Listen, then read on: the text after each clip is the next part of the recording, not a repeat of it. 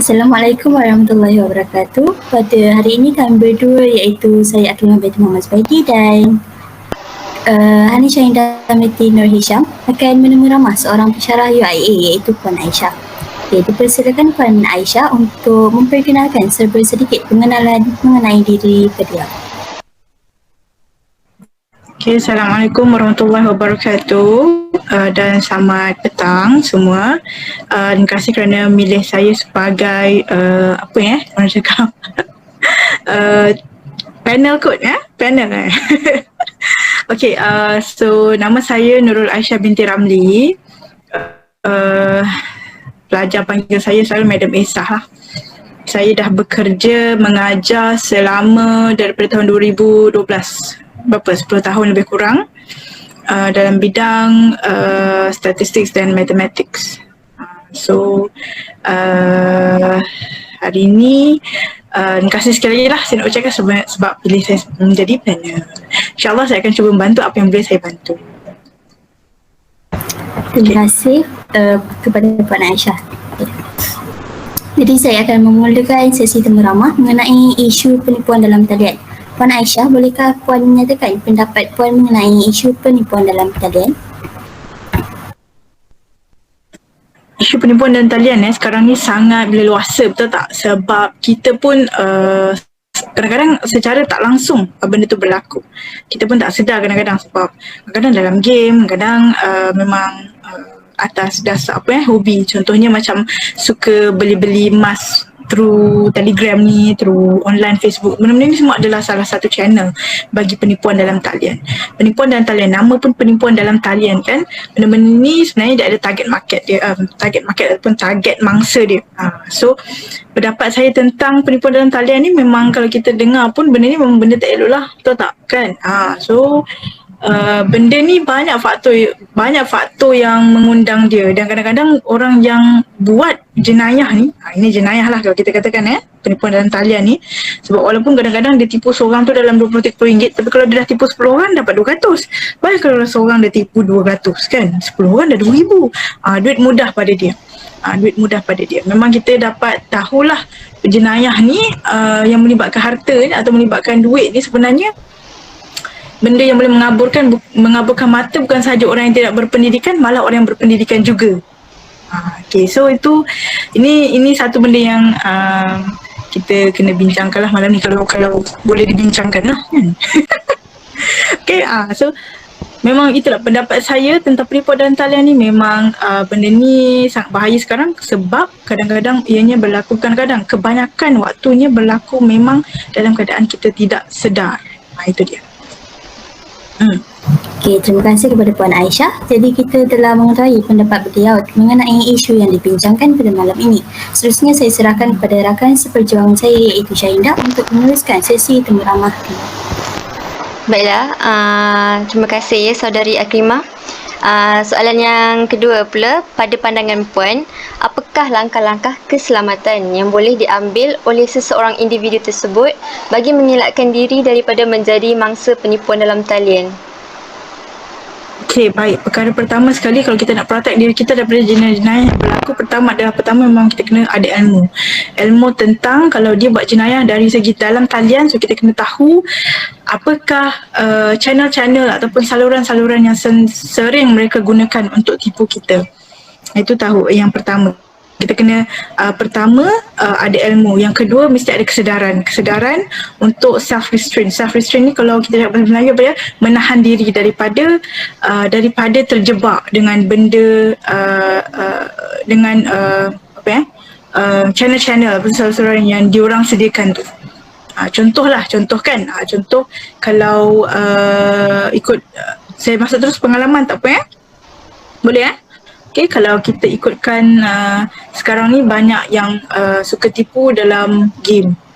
Dalam game kita main 1-2 session dengan game tu kita dapat duit. Kan sekarang kan ada game yang main dapat duit Okay, kita masuk game tu, okay. So kita main tu dalam talian lah, kita tak sedar. Okay, mula-mula memang kita dapat profit. kita dapat untung dia. Tapi lama kelamaan kita kena bayar something sampai dia tahu kita akan buat mistake satu benda. Dia mesti akan setkan satu task tu akan jadi mistake pada kita ataupun kesilapan daripada pihak kita. Bila datang bila ada ni kesilapan daripada pihak kita tu, dia akan tekan kita, okay, kalau you nak tebus yang ni, you kena bayar yang ni, kena tebus yang ni, nak bayar yang ni. Itu adalah salah satu jenis penipuan dalam talian. Jadi apa yang perlu kita ada untuk kawal diri kita, untuk tahu, untuk elakkan diri kita daripada terjebak dengan penipuan dalam talian, pertama memang kita kena ada ilmu.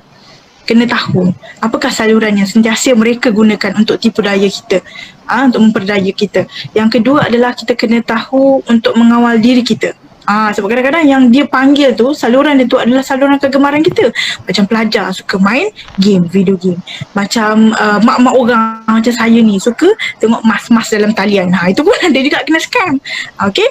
Ataupun barang-barang, kutu-kutu untuk mendapatkan barang. Bayar, barang tak dapat sampai sudah. Orangnya lari pun penipuan dalam talian, sebab sekarang perniagaan semua pun boleh dalam talian, kan? So itu adalah dua benda utama yang kita kena ada. Pertama ilmu, dan yang kedua adalah menahan diri. Bagaimana untuk menahan diri kita? Baiklah, terima kasih atas langkah-langkah yang menarik itu. Seterusnya saya serahkan kepada kawan saya, saudari Akrimah. Terima kasih saudari Syahinda. Seterusnya saya akan meneruskan sesi ramai ini. Jadi soalan seterusnya ialah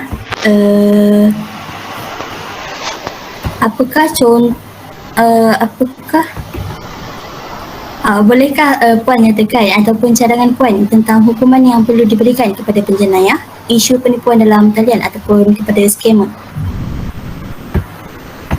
Okay, pertama sekali scammer ni macam mana dia boleh scam kita? Sebab dia tahu banyak tentang diri kita. Kan, betul tak? Bila dia tahu banyak sangat tentang diri kita, contohnya daripada sekarang ni, macam mana scammer boleh tahu tentang diri kita dan minat kita? Memang dia akan tahu daripada apa sahaja bentuk bentuk laman web yang kita layari. Dia akan kutip data tentang kita. Maksudnya kita masuk Facebook, kita suka tengok barang-barang dekat marketplace kita tu kan, kita suka tengok barang baju-baju bandel. Jadi diorang akan kutip data kita tentang kita suka baju-baju bandel. So semua benda yang diiklankan pada kita tu adalah berdasarkan data yang apa yang kita suka tengok recently, kebelakangan ini. Okay, alright.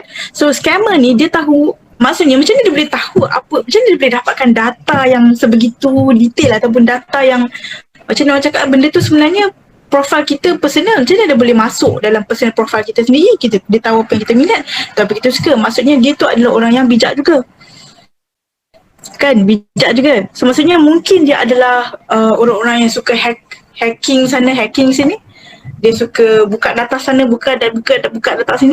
Orang yang macam ni, pertama kita nak kena, macam mana kita nak ambil tindakan atas dia. Yang pertama, undang-undang kita I'm not so sure about undang-undang Indonesia lah, tapi undang-undang mana-mana pun saya tak berapa sure sangat. Tapi sebenarnya kalau kita nak ambil tindakan pada dia ni, selain kita hukum dia macam penjara ke, tahan dia, bayar denda saman ke, because that is the common hukuman dalam Malaysia, betul tak? Penjara saman kan, betul tak? Okay, berat sikit rotan, betul tak? So, itu adalah 3 hukuman yang orang kata common di Malaysia. Tapi mungkin kita boleh ambil satu pendekatan. Mungkin kita boleh buatkan pendekatan bahawa kita ada satu penjara untuk orang-orang yang intelijen dari segi IT dan semua ni. Kita kumpulkan dia bersama, kita gunakan skill yang dia ada tu mungkin untuk protect kita punya negara daripada attack dari segi teknologi.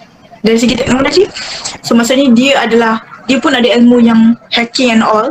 So kita boleh gunakan hikmat-hikmat dia orang ni untuk mungkin protect defense of our country. Satu, itu bukan hukuman, mungkin itu salah satu hukuman lah. Maksudnya kita hukum dia untuk membuat social service. Apa social service dia? Kan, social service dia adalah serve the nation, serve the negara, the country, to protect, defense kita punya country. Itu satu idea yang saya boleh fikirkan buat setakat ni lah. Kalau kita nak katakan pasal hukuman, semua orang boleh cakap, okay, kita masukkan dia dalam penjara lah. Kita masukkan dia orang yang bijak, dia boleh putar belik semua data-data ni. So kita kena cari satu benda untuk gunakan kebijakan dia tu. Macam mana kita nak guna balik jadi satu aset negara.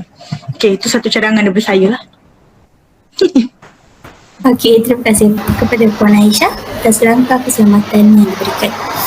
Seterusnya saya serahkan kepada Hanisha Indah semula. Baiklah, terima kasih saudari Akrimah.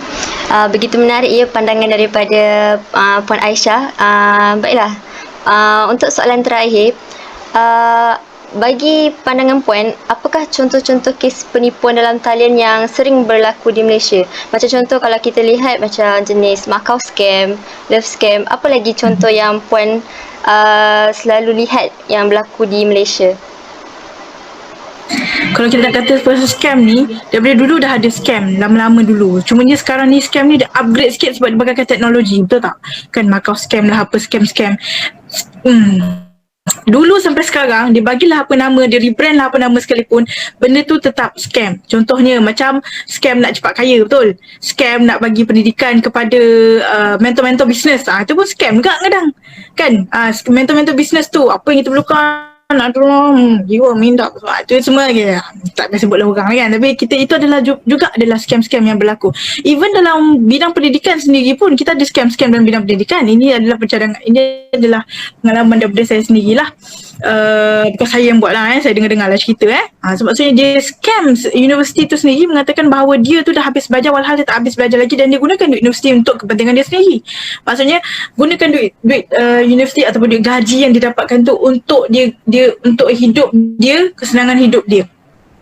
Sama lah mana scam kan, guna duit orang untuk kesenangan hidup dia kan, guna duit kerajaan untuk kesenangan hidup. Itu pun salah satu bentuk scam juga.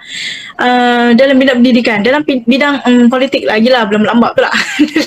So dalam apa lagi, pengalaman saya sendiri, penipuan, saya memang betul-betul kena penipuan dalam talian. So maksudnya saya berminat nak beli ini, dan ini memang scam. Scam dia ni adalah dia buat macam emas lelong. Emas lelong adalah emas lelong daripada contohnya emas lelong daripada kedai pajak. Kedai pajak. Okay. Dia kata kedai pajak ni orang pajakkan barang.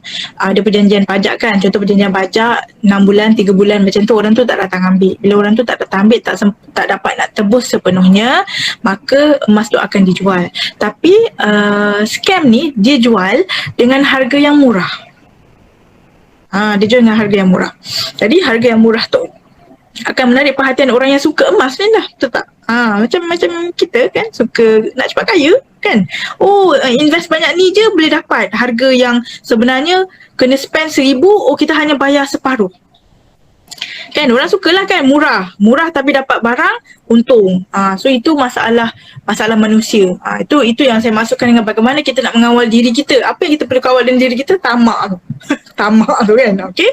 Itu dia. So itu salah satu bentuk scam juga. So kita ada scam emas, kita ada scam dalam pendidikan sendiri, kita ada scam dalam yang you pun tahu, scam dalam game online, ada scam dalam macam-macam sekarang. Orang nak dapat duit cepat memang macam-macam scam. Ini adalah pengalaman saya sendirilah, scam emas. Tertipu mak.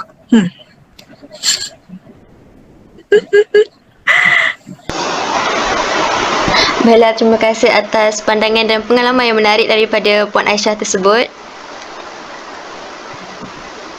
Okey, baiklah. Jadi berakhirnya soalan terakhir, maka saya akan simpulkan mengenai pendapat dan pandangan Puan sendiri. Iaitu kita telah bincangkan mengenai pendapat Puan tentang isu penipuan dalam talian, contoh-contoh pengalaman yang agak mengejutkan, langkah keselamatan yang sangat efektif serta hukuman kepada penjenayah menurut cadangan Puan. Jadi berakhirlah sesi temu ramah kita pada malam ini. Sekian, terima kasih.